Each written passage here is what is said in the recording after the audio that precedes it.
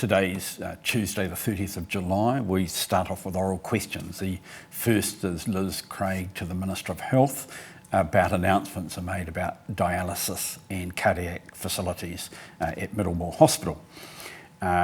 Questions 2 and 5 are from Simon Bridges and Paula Bennett to the Prime Minister. Now we have today an acting Prime Minister, Kelvin Davis. So does he stand by all his government's statements, policies and actions?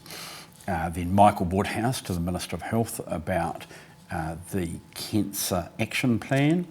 Anahila Kanongataha Suisuiki to the Minister of Social Development about initiatives supporting young people.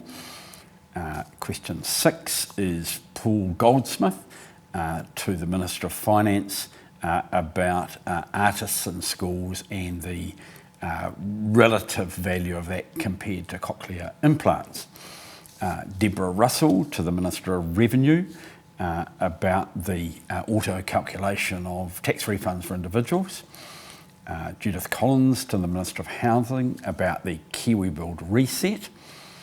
Todd McClay to the Minister for Economic Development about job creation. Gareth Hughes to the Minister for Building and Construction about tiny houses. Louise Upston to the Minister of Social Development about emergency housing special needs grants. And David Bennett to the Minister of Corrections about the prison population. We'll then go on to bills, the second reading of the Misuse of Drugs Amendment Bill in the name of the Honourable Dr. David Clark.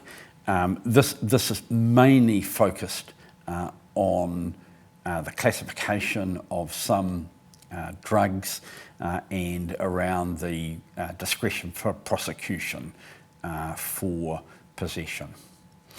Then we get on to the NATE Bill, the National Animal Identification and Tracing Amendment Bill, the first reading in the name of the Honourable Damien O'Connor. This has, of course, come from the inability to track especially cattle in recent times. The Financial Markets Derivatives and Benchmarking Reform Amendment Bill in the name of Chris Farfoy, the second reading. Followed by the Copyright Marrakesh Treaty Implementation Bill, second reading, again in Chris Farfoy's name. We'll then have something relatively unusual, and that's a debate on the report of the Foreign Affairs, Defence and Trade Committee on the international treaty examination, which it did of the war crimes amendments to the Rome Statute of the International Criminal Court.